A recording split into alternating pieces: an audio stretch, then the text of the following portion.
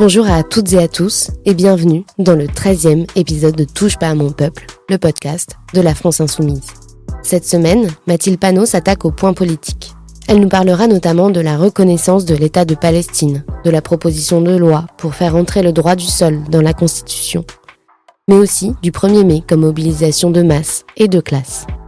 La semaine dernière, un rapport édifiant sur la protection de l'enfance est paru. Il fait suite à la commission d'enquête dont Marianne Maximi était membre. Mineurs non accompagnés, souffrances de travailleurs sociaux, mise en danger des enfants placés. On fait le point avec Marianne sur une protection de l'enfance à bout de souffle. Ni Trump, ni Macron pour un protectionnisme solidaire.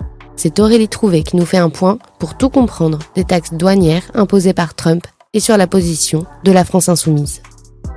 Aussi, à l'approche du 1er mai, nous avons fait le choix de parler de notre système de santé, qui, sous la Macronie, est véritablement à la dérive. Dans cet épisode, Adrien Clouet évoquera avec nous la situation des hôpitaux, des fermetures de maternités et de notre victoire face à la désertification médicale. Enfin, la carte blanche de l'insoumission.fr vous expliquera pourquoi l'annonce de Macron de reconnaître l'État de Palestine, donnant ainsi raison à la France Insoumise, ne l'exempte pas de sa complicité avec les massacres de Netanyahou. Mais tout de suite, on débute avec le point politique. Mathilde Panot, c'est à toi. Donald Trump, le président des États-Unis, n'est pas seulement celui qui est en train de mener une guerre commerciale impérialiste extrêmement agressive, qui menace le monde entier d'une crise financière généralisée, c'est aussi celui qui donne un blanc-seing à Netanyahou pour poursuivre le génocide en cours à Gaza. Depuis le 18 mars, date à laquelle Netanyahou a brisé le cessez-le-feu qui avait cours à Gaza, la situation est insupportable.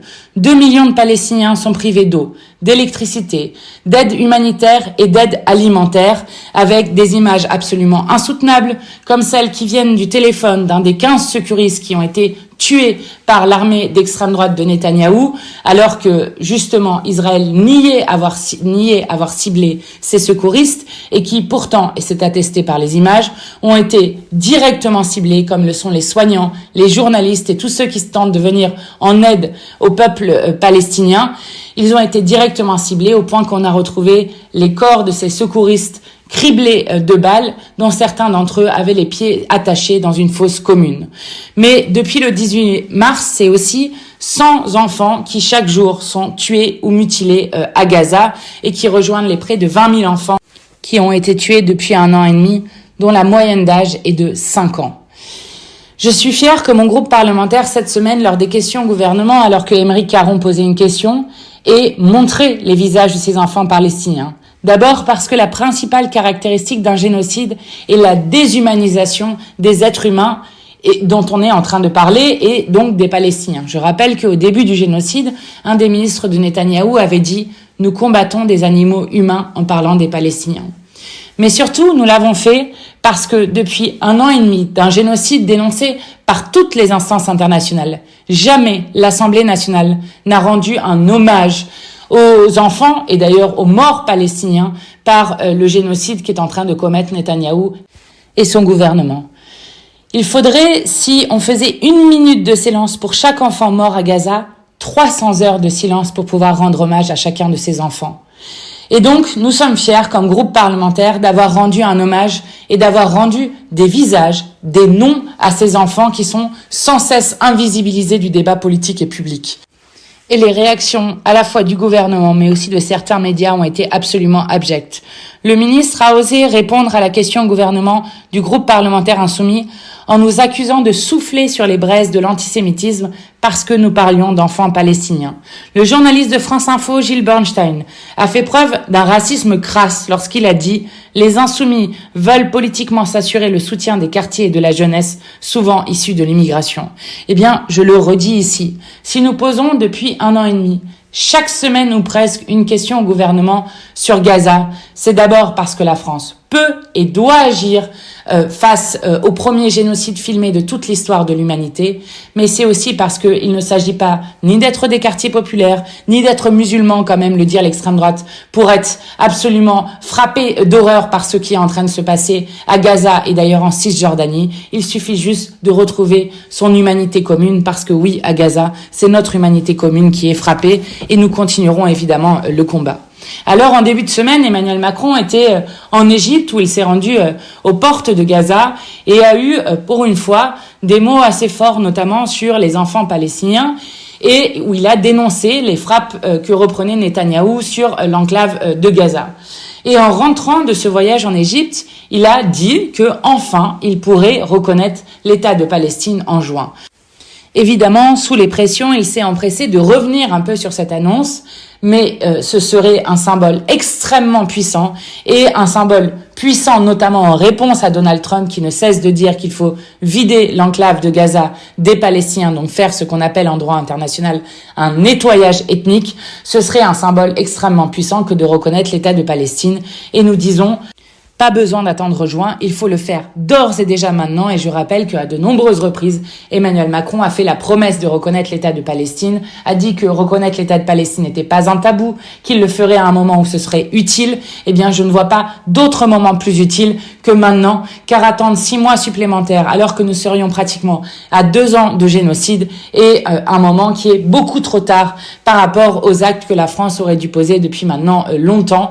Évidemment, avec des sanctions à l'encontre de Netanyahou, avec la suspension de l'accord d'association entre l'Union européenne et Israël, et avec un embargo sur les armes que nous continuons de réclamer et de demander. Et je le dis d'autant plus que une information qui est parue dans plusieurs sources médiatiques concordantes est extrêmement troublante, alors que Emmanuel Macron est justement en train de dire des mots pour dire qu'il faut aider et soutenir le peuple palestinien, notamment à avoir un État pour pouvoir vivre en paix et en dignité. Cette information qui est parue un peu partout, c'est que Emmanuel Macron aurait autorisé le survol de l'espace aérien français par l'avion dans lequel se trouvait Netanyahou. Je rappelle que depuis novembre, Netanyahou est poursuivi par la justice internationale avec un mandat d'arrêt de la Cour pénale internationale qui a été émis contre lui comme auteur de crimes de guerre et de crimes contre l'humanité. Or, tous les États qui ont ratifié le statut de Rome, dont la France fait évidemment partie, ont devoir et obligation internationale au vu des engagements d'arrêter Netanyahou s'il se rendait en France. Je rappelle que déjà à l'époque, le gouvernement français s'était montré plus qu'hésitant sur cette question lorsqu'on lui avait demandé s'il comptait arrêter Netanyahou s'il mettait un pied en France. Ils avaient répondu par une immunité qu'aurait un chef d'État ou un chef de gouvernement, ce qui n'existe pas au vu du droit international. Eh bien, on apprend par des journaux que, alors que Netanyahou était en Hongrie, qui a du coup annoncé qu'il sortait de la Cour pénale internationale et qu'il devait se rendre justement pour aller voir son allié d'extrême droite, Trump, aux États-Unis, il aurait traversé l'espace aérien français. Pourquoi est-ce grave ? D'abord parce que l'espace aérien fait partie de l'espace souverain d'un pays. Et que lorsque vous autorisez, ce n'est pas une simple autorisation administrative, lorsque vous autorisez un chef de gouvernement à passer avec un avion, ça veut dire que cette autorisation a été donnée au plus haut sommet de l'État et probablement par Emmanuel Macron lui-même. Or, on apprend là aussi par des sources médiatiques que l'avion de Netanyahou aurait fait 400 km de détour pour ne pas passer au-dessus de l'espace aérien de l'Irlande, de l'Islande ou encore des Pays-Bas qui, eux, voulaient appliquer le mandat d'arrêt de la Cour pénale internationale et donc interdire l'espace aérien, voire arrêter Netanyahou pour pouvoir le livrer aux tribunaux internationaux, là où il a sa place. Donc, s'il a fait ce détour et que la France a accepté, dans la nuit de dimanche à lundi, qu'il survole l'espace aérien, cela veut dire 1. Qu'Emmanuel Macron l'aurait autorisé, et 2. Encore pire, qu'il aurait sûrement eu des garanties, puisque quand vous avez un avion qui traverse votre espace aérien, s'il y a le moindre problème technique et que cet avion doit se poser sur un aérodrome français en urgence, cela veut dire que Netanyahou probablement aurait même eu des garanties sur le fait que s'il posait un pied sur le sol français, il ne serait pas inquiété et il ne serait pas arrêté. Évidemment, si ces informations sont exactes, elles sont extrêmement graves. Cela veut dire non seulement que la France, en plus de ne pas poser les actes qu'il faut pour mettre fin au génocide en cours contre le peuple palestinien, aurait affaibli le droit international au moment où l'extrême droite ne cesse de l'attaquer et aurait envoyé un signal désastreux qui fait qu'en France, il y aurait une impunité pour les criminels de guerre et les criminels contre l'humanité. Et j'ai donc écrit au nom du groupe parlementaire à Emmanuel Macron pour lui poser directement la question de savoir ce qu'il en était. J'attends toujours la réponse. Alors, l'extrême droite ne s'organise pas seulement au niveau international, évidemment. Au niveau français, il y a aussi une offensive très forte et on l'a vu encore cette semaine avec un texte qui a été adopté mardi en dernière lecture, qui est le texte qui vise à restreindre le droit du sol à Mayotte. Vous comprenez, puisque Mayotte vient de subir une des pires catastrophes naturelles de l'histoire de notre pays, et alors qu'elle se relève à peine de ce désastre qui pourrait en plus continuer à se multiplier dans les années à venir du fait du dérèglement climatique, eh bien la réponse de ce gouvernement se trouve non pas dans la distribution d'eau, dans le fait de construire des services publics, dans le fait d'aider les Mahorais et notamment d'investir pour faire en sorte que les Mahorais aient le droit à l'égalité comme département français. Non, la réponse, c'est la remise en cause du droit du sol. Et d'ailleurs, le rapporteur l'a dit lui-même, on commence par Mayotte, mais ensuite on ira sur le reste du pays. Je rappelle que c'est le programme de l'extrême droite française depuis des années que de mettre fin au droit du sol. Pourquoi ? Parce que le droit du sol implique une vision de la nation et du pays. Vous avez d'un côté l'extrême droite qui, eux, prônent le fait que la France est une nation ethnique, avec uniquement le droit du sang qui permet de devenir oui ou non français. Voilà ce qu'ils prônent. Le fait qu'on ne puisse pas devenir français par choix, soit par naissance, soit par choix lorsqu'on se fait naturaliser, et c'est pour ça d'ailleurs qu'ils parlent de français de papier, qui était l'expression qui était utilisée sous Vichy, mais qu'utilise aussi le ministre de l'Intérieur, Retailleau, qui ne cesse de courir derrière l'extrême droite. Pendant que nous, insoumis, nous défendons une vision politique de la nation et du pays. Cette vision politique, c'est de dire que la France, ce n'est pas, contrairement à ce que dit l'extrême droite, une religion, puisqu'il y a beaucoup de religions en France et même des gens qui n'ont pas de religion. Ce n'est pas une couleur de peau, puisque toutes les couleurs de peau sont françaises. Ce n'est pas une langue, puisque nous partageons la langue française avec 28 autres pays dans le monde.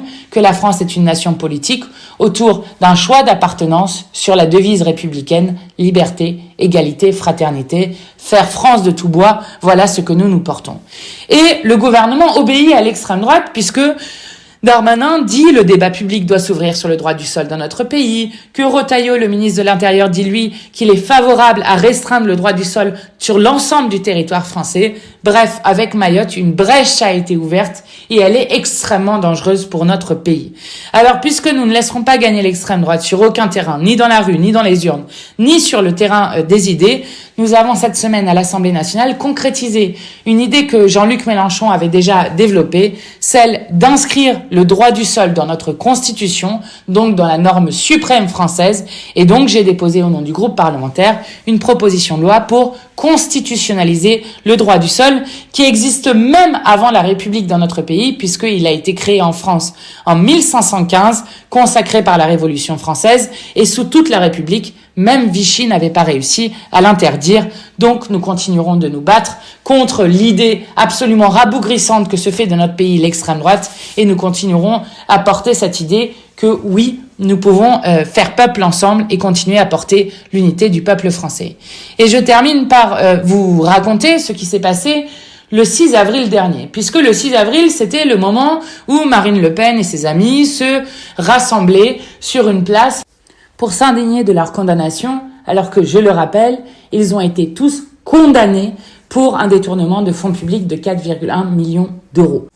Alors d'abord, on peut remarquer que l'extrême droite, lorsqu'il faut faire obstacle à la retraite à 64 ans, ne s'est jamais mobilisée et n'a jamais appelé à se mobiliser, que lorsqu'il faut faire obstacle au pire budget qu'a connu le pays depuis 25 ans, alors que la pauvreté ne cesse d'augmenter, et notamment on apprend dans une étude cette semaine que 1 Français sur 2 se prive de produits hygiéniques par manque d'argent et que la pauvreté ne cesse d'augmenter dans ce pays, eh bien évidemment, là, l'extrême droite n'est pas là et refuse de censurer ce gouvernement.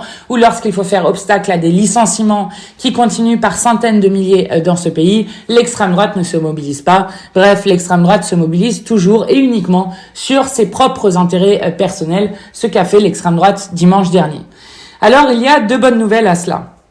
La première, c'est qu'il y a un flop complet de la mobilisation du Rassemblement national et de Marine Le Pen, puisqu'ils étaient sur une place qui pouvait accueillir 10 000 personnes et que la place était même pas à la moitié, peut-être à un quart remplie, ce qui montre un flop de mobilisation complet et que, justement, ils n'ont aucune puissance de nombre, ce qui est extrêmement rassurant. Et la deuxième chose qui est enthousiasmante pour nous, c'est que nous, à 3 jours de dimanche, nous avons décidé de ne pas laisser la rue à l'extrême droite et qu'il était hors de question qu'ils puissent ainsi pavaner dans les rues sans qu'il y ait une réponse populaire. Et la riposte populaire a été organisée en 3 jours seulement, place de la République, avec notamment les organisations de jeunesse, et que en 3 jours seulement, nous avons réussi à réunir 15 000 personnes place de la République, et que on voit directement sur toutes les images que l'endroit où nous étions le plus nombreux et nombreuses à refuser l'extrême droite, à refuser cette violence de l'extrême droite, et à dire que nous refuserons de nous faire séparer selon notre religion, notre couleur de peau, notre orientation sexuelle ou encore notre genre, eh bien que cette envie-là, à la fois cette soif de justice, cette soif d'égalité, cette soif de centre-vivre était plus forte que la haine que diffusait l'extrême droite dans ce pays. Bref, nous avons la force non seulement de tourner la page de la Macronie, mais aussi de battre l'extrême droite, et la véritable riposte populaire se fera dans la rue aux côtés des syndicats le 1er mai. Donc rendez-vous toutes et tous le 1er mai. Nous allons inventer un autre avenir.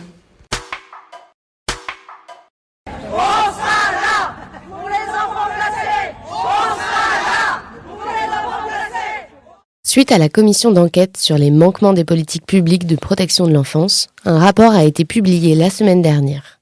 On en parle en détail avec Marianne Maximi, députée du Puy-de-Dôme et ancienne éducatrice spécialisée. La création de la commission d'enquête, elle a commencé en 2024 suite au suicide de Lily qui avait 15 ans, qui était placée dans un hôtel dans mon département, le Puy-de-Dôme. À la suite de cet événement tragique, Marianne Maximi alerte le gouvernement sur sa responsabilité dans l'effondrement de la protection de l'enfance. On l'écoute. C'était une enfant. Elle avait 15 ans, elle s'appelait Lily.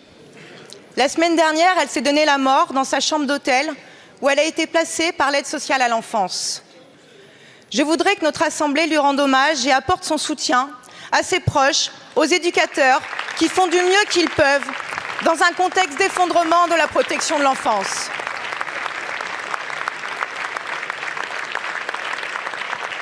Madame la ministre, que faisait une enfant de 15 ans seule dans un hôtel ?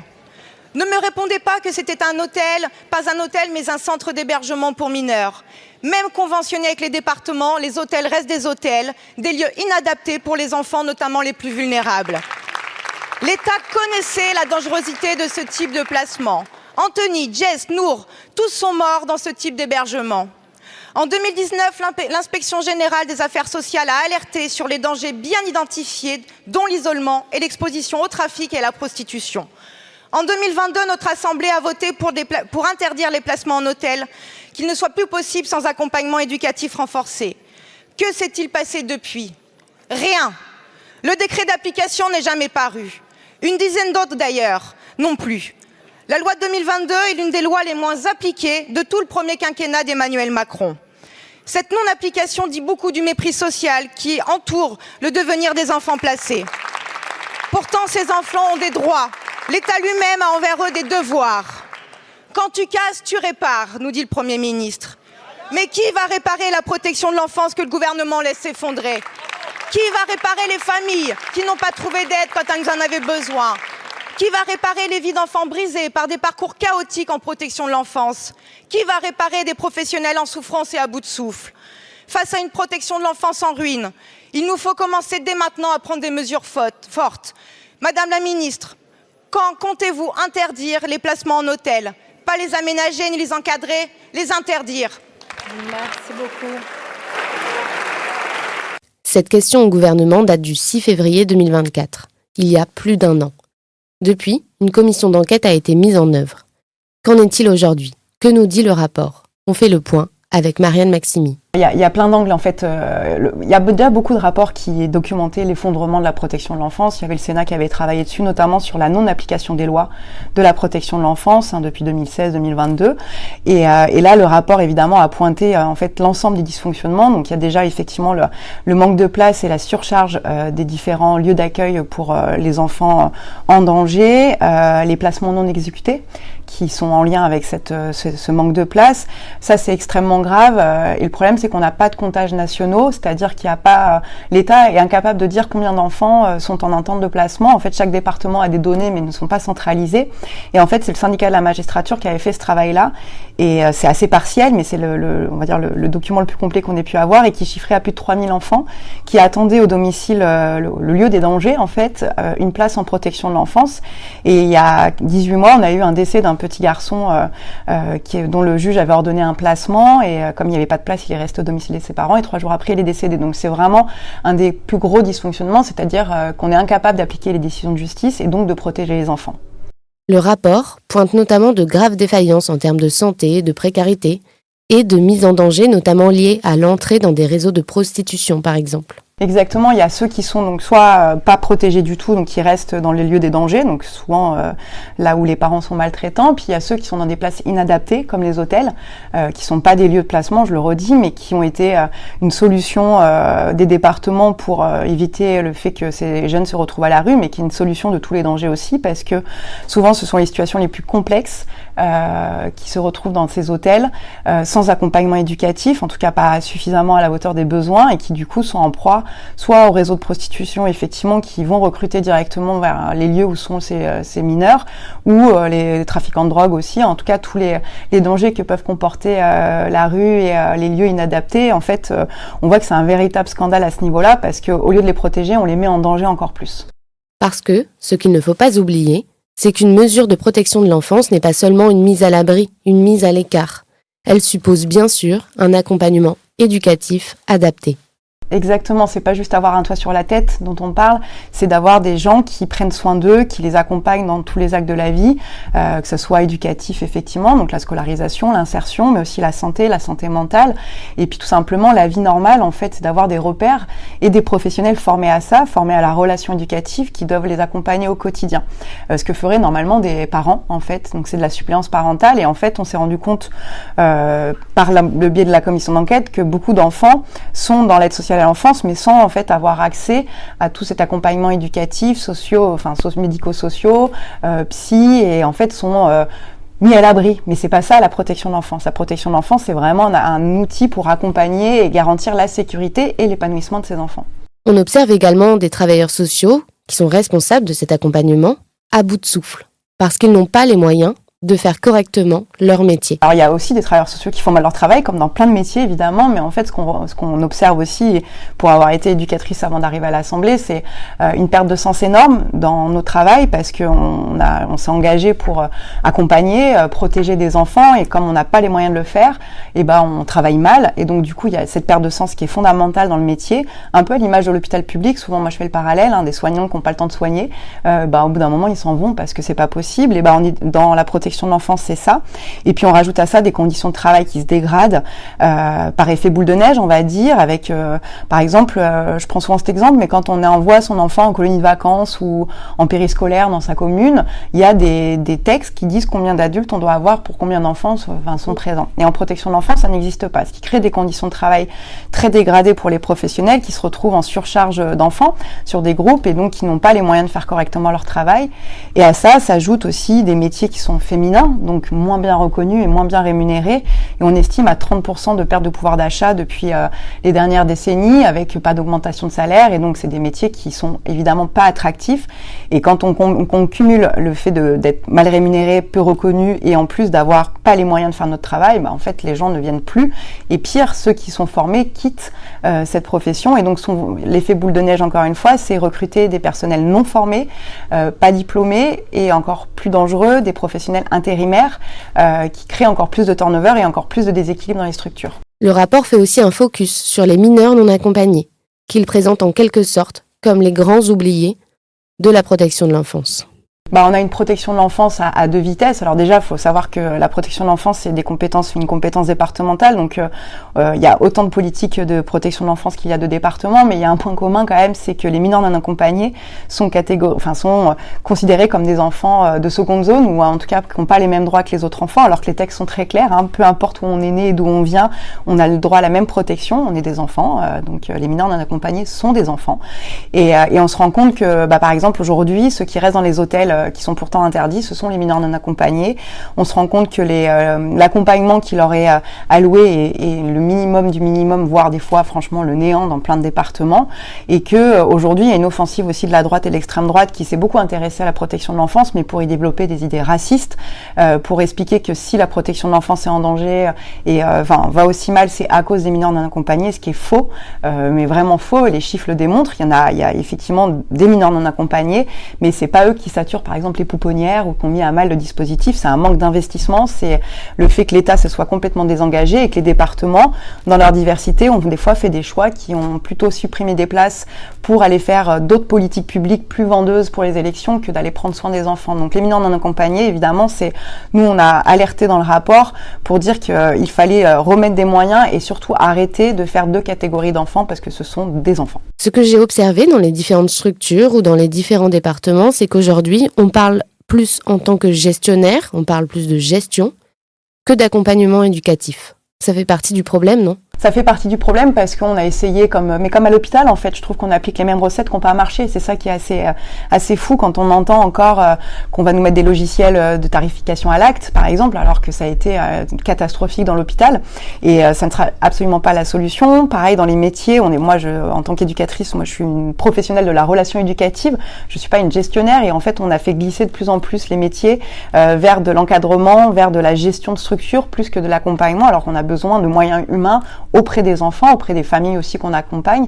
Et cette logique très libérale est très dangereuse. Et là aussi, on a l'arrivée du privé lucratif, qui, comme on l'a connu dans les EHPAD avec Orpea ou dans les crèches privées avec le scandale qui a eu lieu et le procès qui vient de rendre son verdict vis-à-vis du décès d'une petite fille. Et ça, on le voit arriver en protection de l'enfance. On voit arriver des structures qui viennent faire du profit et qui vont encore plus déséquilibrer ce secteur-là et qui vont encore moins bien accompagner parce que l'objectif de la rentabilité n'est pas compatible avec l'accompagnement éducatif des enfants placés. Alors, est-ce que finalement, tout ça n'est pas lié à un désintérêt politique de la protection de l'enfance ? Alors, il y a un désintérêt de l'enfance en général parce que les enfants ne votent pas, évidemment, mais les enfants placés sont vraiment les oubliés des oubliés, dans le sens où moi j'appelle ça du mépris de classe parce que souvent on se sent pas concerné quand on est des parents qui vont pas trop mal et qui arrivent à s'occuper de ses enfants. On se dit les autres c'est qu'ils ont pas fait d'efforts et donc du coup c'est double peine pour ces enfants qui ont déjà eu la malchance d'avoir une famille qui est dysfonctionnante ou maltraitante et qui se retrouvent en plus à avoir un mépris de celles et ceux qui sont censés les protéger, à savoir les départements et l'État. Et donc, ça dit beaucoup de choses de comment on considère ces enfants-là, effectivement, comme des enfants un peu de personnes, en tout cas, pas de gens qui pourraient... Moi, je fais le parallèle avec les crèches privées lucratives où les parents ont été alertés, tout le monde s'est senti concerné parce que ça pourrait être nos enfants. Mais en protection de l'enfance, ça pourrait être nos enfants aussi. Et moi, je le dis souvent, qui accepterait que son enfant à 15 ans soit seul dans un hôtel, qui accepterait que son bébé soit dans un endroit où il n'a pas de temps de répit, qu'il n'y a personne pour s'occuper de lui, parce que c'est aujourd'hui ce qui se passe dans les services de protection de l'enfance parce qu'on l'a laissé s'effondrer, mais il y a besoin vraiment d'une bataille culturelle pour remettre les droits des enfants en général au centre du débat politique, et en particulier ceux des enfants placés qui ont besoin justement que les politiques publiques soient à la hauteur. Mais alors, pour que les politiques publiques soient véritablement à la hauteur, qu'est-ce que nous, on propose à la France Insoumise ? Alors nous, on a un objectif déjà, c'est de recentraliser la protection de l'enfance, c'est de dire que il faudrait avoir un service national de protection de l'enfance avec les départements qui auront un rôle à jouer, mais on trouve inacceptable qu'il y ait autant de politiques publiques que de départements, c'est-à-dire un enfant qui est confié en Lozère n'a pas du tout les mêmes espoirs ou les mêmes droits dispositifs qu'un enfant qui va être confié dans le Nord. Ça, c'est pas acceptable dans un pays comme le nôtre. Dans l'attente qu'on arrive au pouvoir, en tout cas, on a nous fait des propositions pour que l'État reprenne une place importante dans le dispositif, à la fois par le financement, parce qu'il y a un besoin de financement, donc arrêter de faire des coupes budgétaires sur les collectivités qui ont ces compétences, mais aussi que l'État reprenne une place dans le contrôle et dans l'application des lois, parce que c'est inacceptable dans dans un pays comme le nôtre, qu'on puisse voter des lois qui n'aient pas de décret d'application, ou alors que des collectivités disent c'est une loi facultative, on va pas l'appliquer. Ça, c'est pas normal et l'État doit reprendre cette place-là de contrôle et d'application des lois. Merci Marianne. Si ce sujet vous intéresse particulièrement, vous pouvez vous référer au rapport qui a été publié sur le site de l'Assemblée nationale. Vous trouverez le lien en description de cet épisode. Ni Trump, ni Macron pour un protectionnisme solidaire. Aurélie Trouvé nous fait un point pour tout comprendre des taxes douanières imposées par Trump. Vous avez vu que Monsieur Trump a lancé sa guerre commerciale qui est vraiment l'expression pleine de l'impérialisme états-unien, un impérialisme qui est d'abord territorial quand il réclame le Groenland ou les terres rares de l'Ukraine, et puis un impérialisme commercial et qui va faire très mal en réalité d'abord aux plus pauvres. Il y a une étude de l'université d'Yale qui montre que en fait l'inflation, c'est-à-dire la hausse des prix qui va en résulter, elle va frapper d'abord les plus pauvres et beaucoup moins les plus riches. Et donc évidemment, face à ça, il ne faut surtout pas faire du trumpisme. Et donc il est hors de question de répliquer en disant nous on va faire pareil avec 100% de droits de douane, etc. Mais surtout il est hors de question de faire du macronisme. Donc ni trumpisme ni macronisme. En l'occurrence, que font aujourd'hui la France et l'Union européenne face à ça ? Déjà pas grand chose. Ils disent oui ça sera pour la semaine prochaine, puis finalement la semaine prochaine, etc. Donc il n'y a aucune mesure commerciale. Pire, en fait, c'est une fuite en avant néolibérale, puisque la France, comme l'Union européenne, en profite pour dire faisons des accords de libre-échange, notamment ceux que pour l'instant on avait toujours refusés, comme celui avec le Mercosur. Faisons une zone de libre-échange industriel avec les États-Unis. C'est en gros un mini TAFTA qui avait été repoussé heureusement en 2016. Ça c'est poussé par la France en Europe, c'est hallucinant. Et puis ce matin, vous avez entendu des ministres, notamment le ministre de l'Industrie, qui dit pourquoi pas réagir en bousillant la protection sociale et en faisant une nouvelle TVA, une plus forte TVA. En bref, c'est le concours l'épine du plus néolibéral et donc tout est bon pour faire avancer la destruction des droits sociaux pour les libéraux et donc pour le gouvernement macroniste. Donc évidemment, ni trumpisme ni macronisme. Qu'est-ce que nous voulons faire ? Qu'est-ce que nous ferions si nous gouvernions ? Premièrement, du protectionnisme solidaire. Solidaire, ça veut dire quoi ? Ça veut dire que nous protégeons les productions, nous protégeons les consommateurs, mais pas comme ça, pour servir les besoins humains. Par exemple, ça veut dire que si jamais il y a des hausses de droits de douane, elles sont planifiées, graduées, pour relocaliser, pour faire en sorte que le producteur et le consommateur soient rapprochés. Par exemple, on dirait maintenant interdisons toute importation de produits traités avec des pesticides interdits en France. Ça, c'est une mesure protectionniste intelligente. Voyez, pareil pour les marchés publics, on pourrait dire que dans tous les marchés publics, désormais, on va privilégier les producteurs locaux. Par exemple, dans les cantines, les agriculteurs du coin. Bon, ça c'est intelligent, c'est un protectionnisme intelligent. On pourrait faire en sorte aussi que toute aide publique, tout euro versé dans l'économie à des entreprises soit conditionné au maintien de l'emploi, à la suppression de toute délocalisation, sinon remboursement des aides. Voilà aussi un protectionnisme intelligent. Et je finis en disant que, en fait, il n'y a pas de protection commerciale intelligente sans planification, sans redistribution. Contrairement à Trump, nous, on veut faire du protectionnisme pour redistribuer, partager les richesses. Donc les recettes publiques qui seraient engrangées grâce aux droits de douane, nous, ils iraient évidemment vers la protection sociale, les services publics, les minima sociaux et tout ça. Bon. Et par ailleurs, surtout, on aurait un plan sur 5, 10, 15 ans disant voilà les productions en gros qu'on veut maintenir absolument. Par exemple, l'usine Vancorex que l'État est en train d'abandonner. Pour nous, c'est absolument essentiel que l'État la sauve parce que c'est essentiel pour la dissuasion nucléaire et fournir du sel pour les missiles nucléaires. Bon.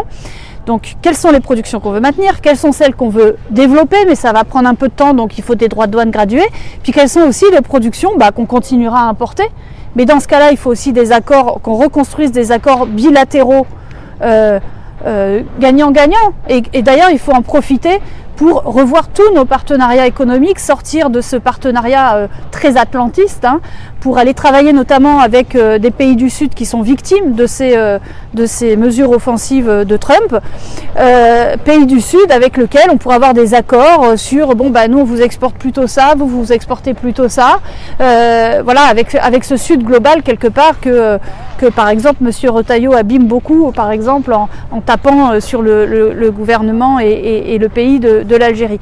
Voilà, tout simplement pour dire qu'il faut revoir aussi nos accords commerciaux et évidemment pousser à un nouveau multilatéralisme qui ne soit pas du multilatéralisme fondé sur le libre marché et la concurrence acharnée, ce qui est le cas dans le cadre de l'Organisation mondiale du commerce, mais un multilatéralisme coopératif qui vise à répondre au changement climatique, qui vise à la solidarité entre les pays du monde.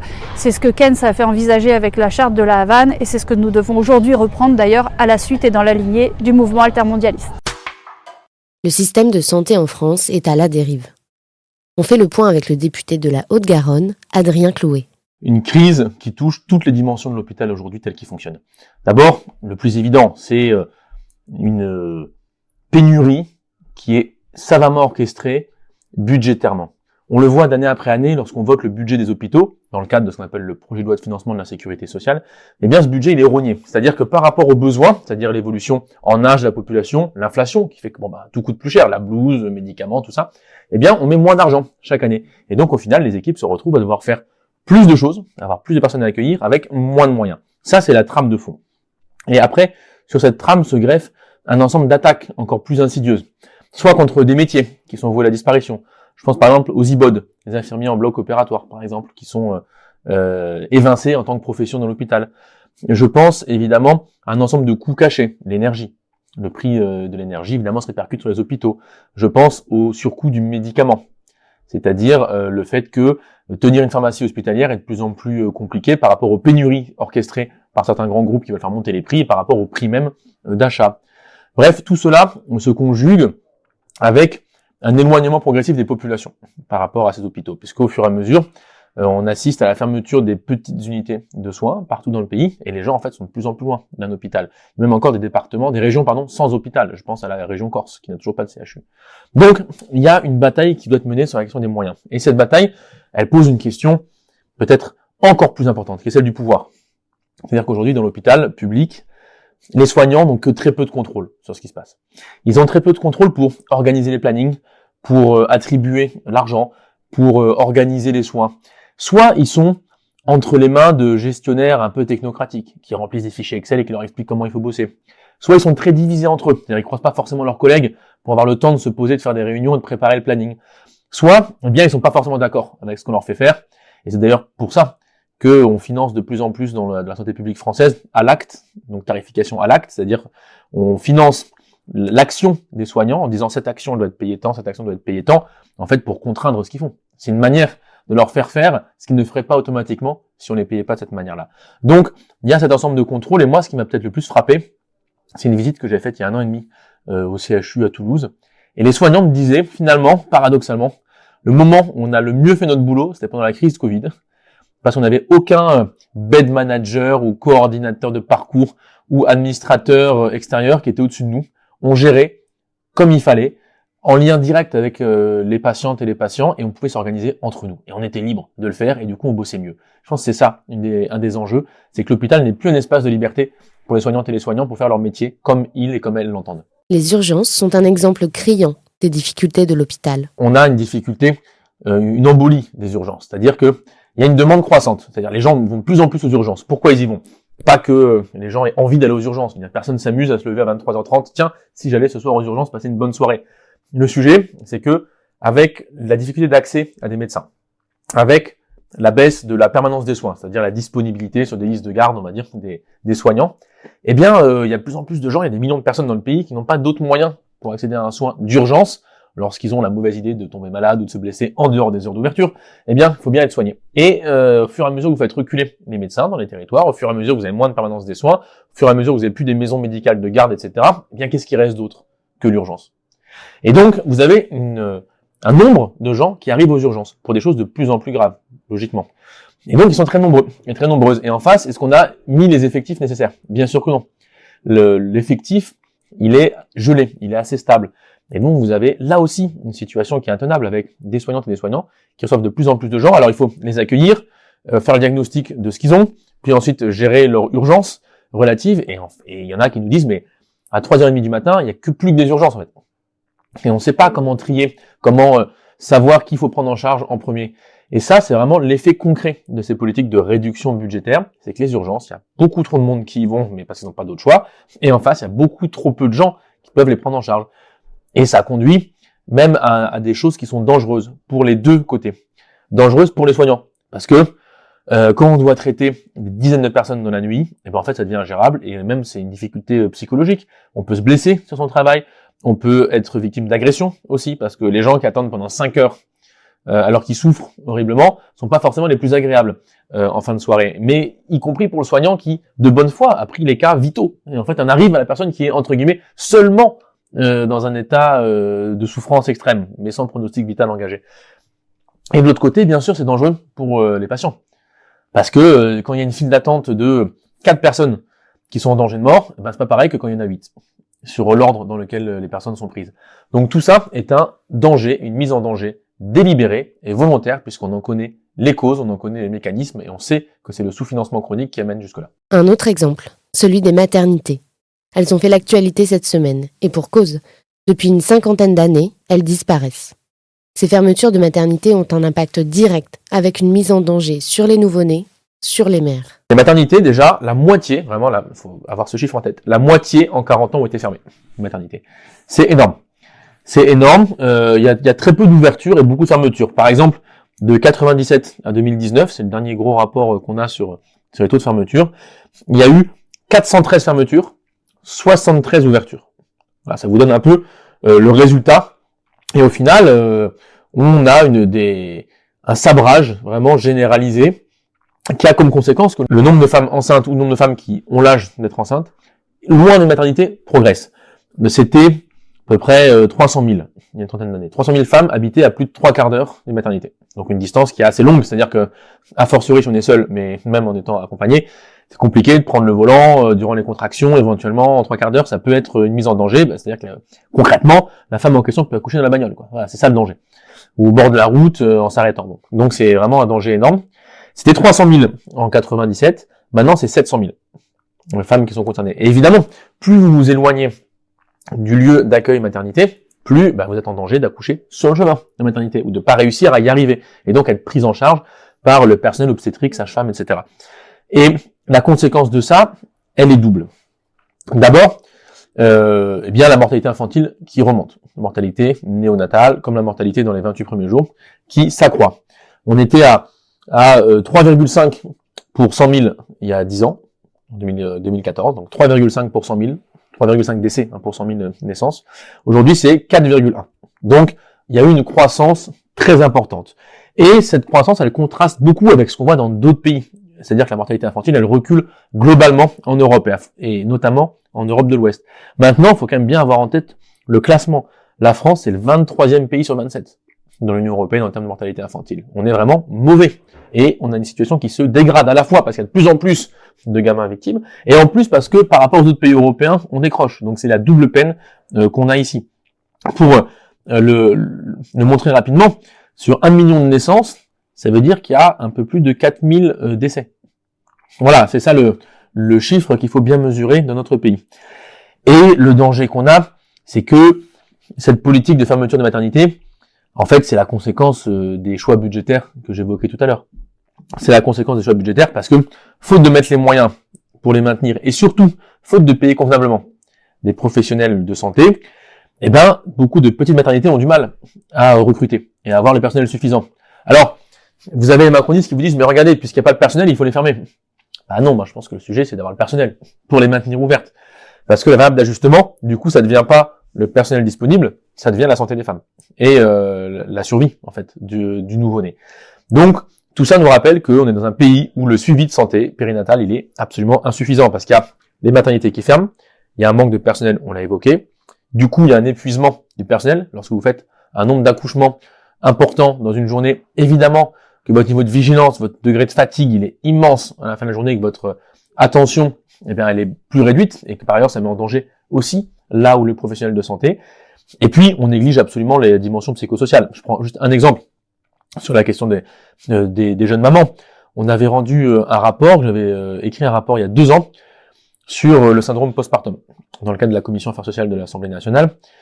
Et ils m'ont montré, par exemple, que l'entretien qui a été mis en place, qui est censé être obligatoire, post-naissance, en fait, il y a à peine 10% des femmes qui y ont accès aujourd'hui. C'est-à-dire 90% des femmes passent entre les mailles des politiques de prévention et de protection des jeunes mamans par rapport aux soins psychologiques. Parce que c'est une période de la vie, de transition, qui est compliquée, qui a un moment d'effort, où on est physiquement épuisé. Bon, tout ça se cumule. Donc, la santé et des nouveau-nés et de leur mère est vraiment un parent pauvre, mais absolu, des politiques publiques aujourd'hui en France. Ingrid nous livre le témoignage de son accouchement, qui l'a mise, elle et sa fille, en danger, parce qu'il n'y avait pas de maternité assez proche de son domicile. Là, à l'heure actuelle, effectivement, il y a énormément de maternités qui ont fermé. Là où j'habite, il n'y a plus qu'une maternité. Ma petite dernière, qui a 5 ans, est née dans un petit village. Elle n'est pas née en maternité.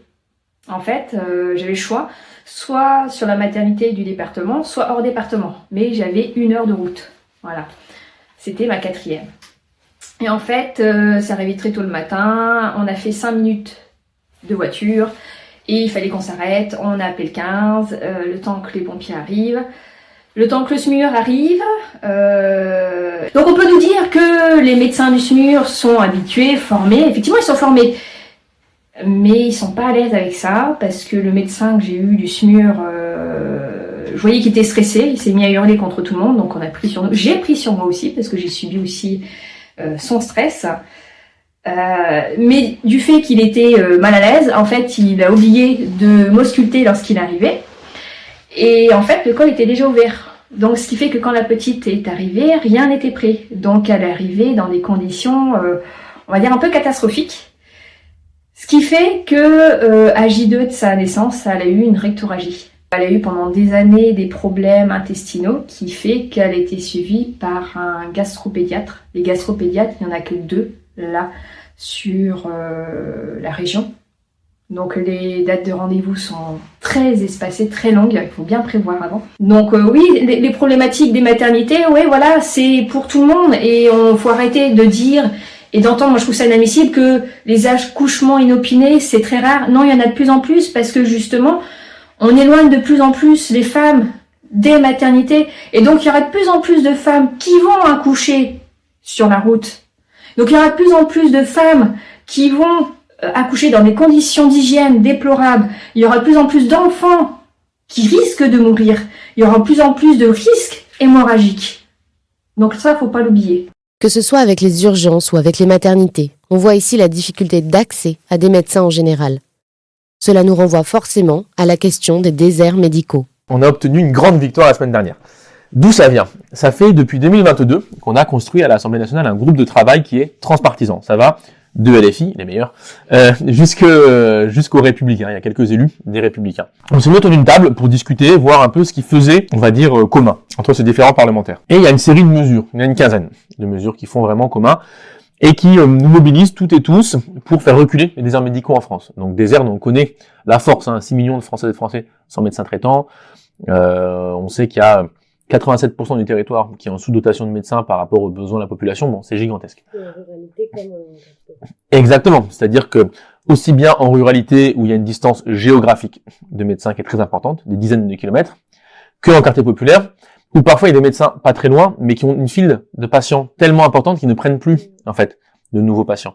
Et où du coup, la durée de rendez-vous peut être tout à fait similaire à ce qui se passe dans la campagne pour des raisons différentes, mais qui dans les 2 cas ont une même conséquence, à savoir on n'arrive pas à avoir un rendez-vous médical. Bon. Donc, on s'est mis autour d'une table, on a bossé 2 ans, et on a abouti à une série de solutions. On a proposé 4 à l'Assemblée la semaine dernière. Notamment la première qui a fait beaucoup jaser, qui est celle de la régulation à l'installation des médecins, généralistes, spécialistes, libéraux comme salariés. En quoi ça consiste? Eh bien, c'est une mesure toute simple. En fait, il s'agit de s'inspirer de ce qu'on fait déjà en France et ce qui marche à l'étranger. Peut-être que les gens qui nous écoutent le savent.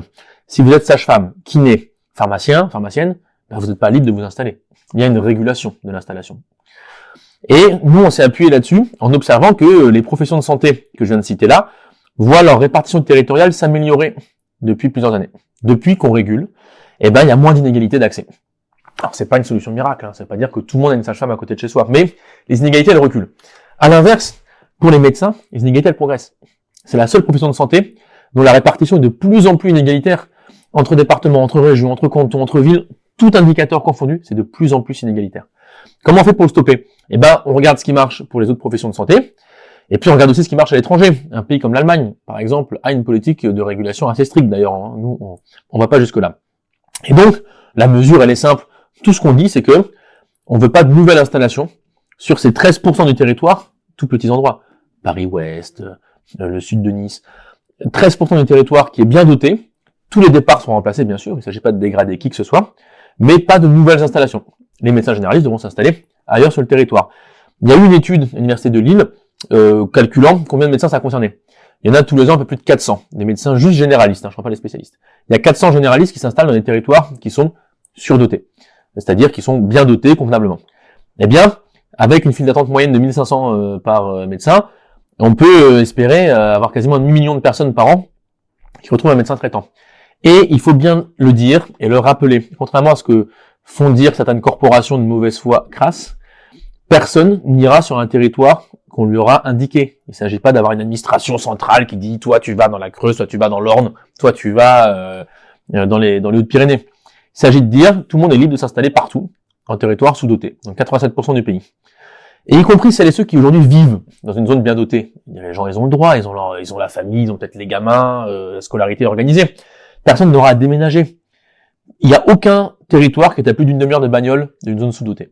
Donc même si les gens concernés, les médecins, vivent, certains dans un cœur de centre-ville bien doté, c'est pas grave, bien sûr, ils iront juste bosser peut-être à 20 minutes de là où ils habitent. Donc personne ne verra sa vie chamboulée. Ça concerne 400 installations par an. On pourrait penser que c'est pas beaucoup, 400 installations par an de généralistes, mais c'est 1,5 million de gens, en fait, qui peuvent avoir un médecin traitant ou une médecin traitante. Partout en France, ce sont des services entiers qui luttent pour nos hôpitaux, nos maternités, notre système de santé. Et on en a le 1er mai qui arrive, bientôt.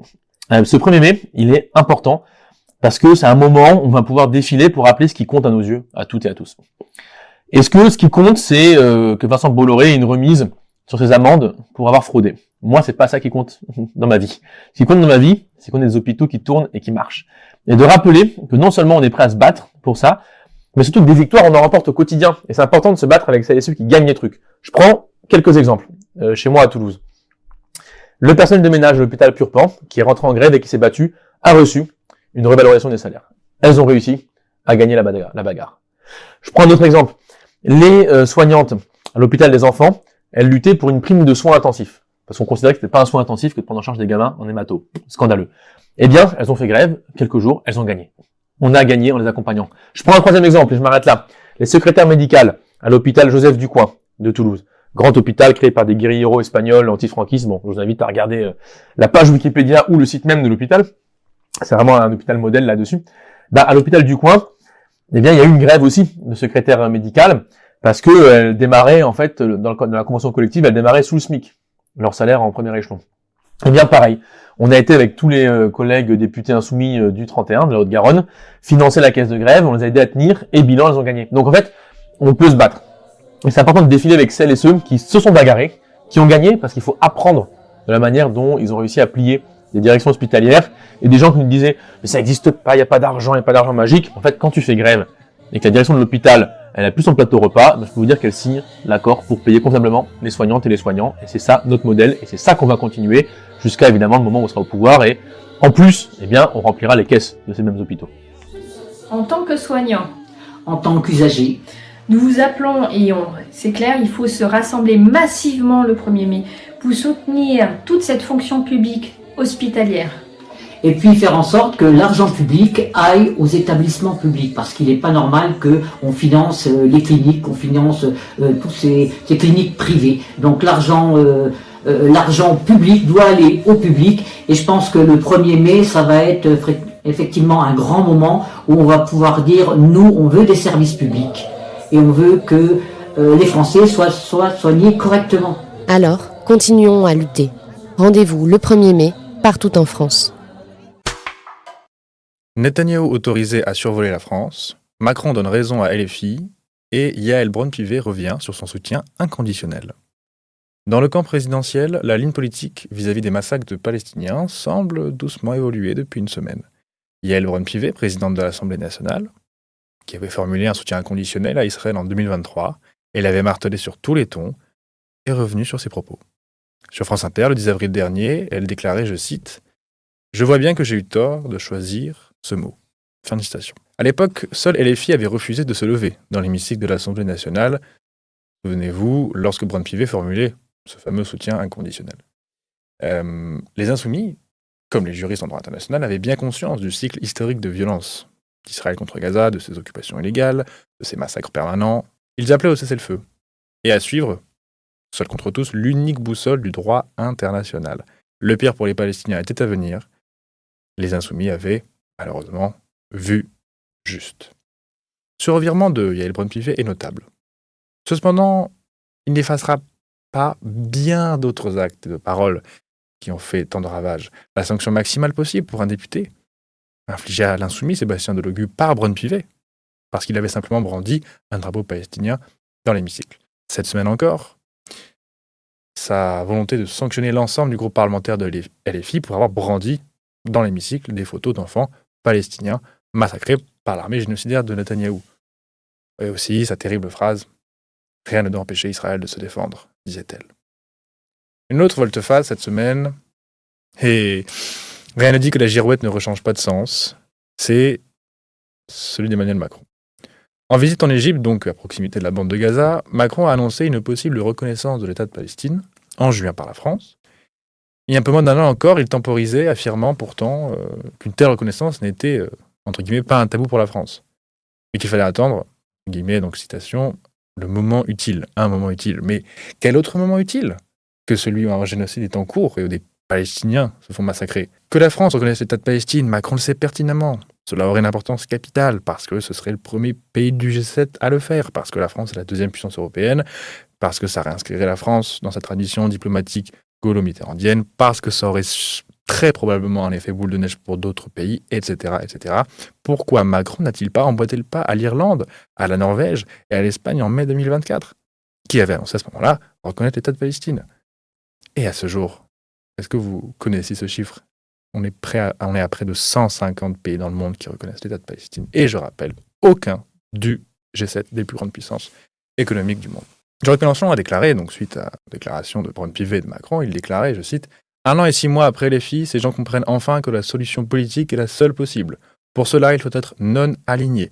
À la fin, la position de l'EFI s'impose comme la seule issue concrète, politique et humaine. Car oui, la reconnaissance de l'État de Palestine est demandée par les Insoumis depuis bien longtemps, comme l'une des actions que pourrait faire la France pour mettre la pression sur Netanyahou, Premier ministre israélien, tout comme l'embargo sur les armes que la France livre toujours à Israël, ou encore une suspension de l'accord d'association entre l'Union européenne et Israël, accord qui finance l'armée génocidaire de Netanyahou. Et ce que Macron ne compte toujours pas faire. Et combien de temps perdu? Ça fait 1 an et demi que LFI est calomnié, diffamé, pour qu'au final le chef de l'État français lui donne raison. Combien de morts auraient pu être évitées? S'il faut se réjouir que Macron rejoigne les positions de LFI, la prudence doit être de mise, tant que cette reconnaissance ne sera pas définitive, et surtout, une amnésie collective doit être proscrite. Car la complicité de M. Macron, comme de Mme Braun-Pivet avec Netanyahou, ne pourra et ne devra pas être oubliée. Cher Bibi, disait Macron à Netanyahou, aucune action concrète pour peser réellement et défendre les Palestiniens en 1 an et demi, livraison d'armes françaises à Netanyahou, on le rappelle, plaider l'immunité pour Benjamin Netanyahou, Macron à ce moment-là, alors que la CPI, Cour pénale internationale, avait délivré un mandat d'arrêt contre lui, et encore cette semaine, autorisé Netanyahou à survoler le territoire national, revenant des États-Unis donc en avion, alors que celui-ci aurait dû être arrêté par les autorités françaises, parce que justement la CPI a délivré un mandat d'arrêt, et que la France est signataire du traité de Rome qui a institué la CPI. Donc oui, disons-le, rappelons-le, la complicité de Macron avec Netanyahou s'est traduite par des mots et des actes depuis 1 an et demi.